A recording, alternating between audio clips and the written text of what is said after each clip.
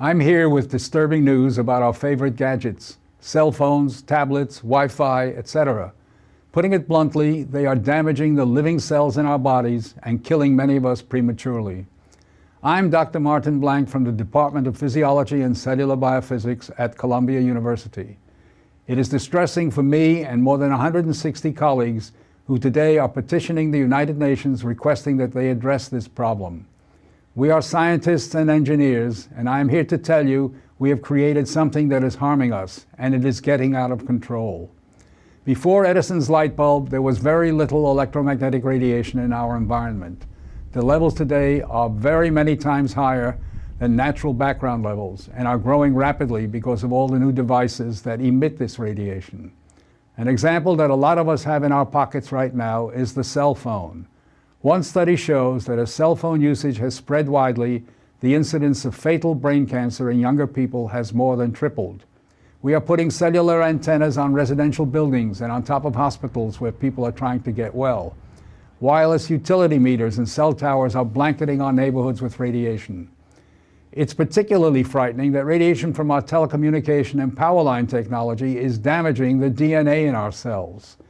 It is clear to many biologists that this can account for the rising cancer rates. Future generations, our children, are at risk.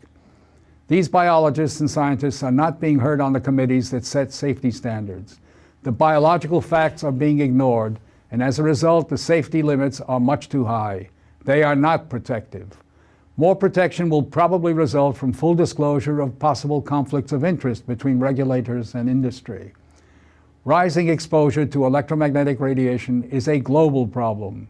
The World Health Organization and international standard-setting bodies are not acting to protect the public's health and well-being.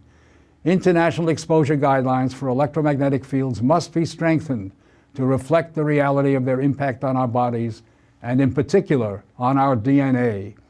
Although we are still in the midst of a great technological transformation, the time to deal with the harmful biological and health effects is long overdue. We are really all part of a large biological experiment without our informed consent. To protect our children, ourselves, and our ecosystem, we must reduce exposure by establishing more protective guidelines. And so today, scientists from around the world are submitting an appeal to the United Nations, its member states, and the World Health Organization to provide leadership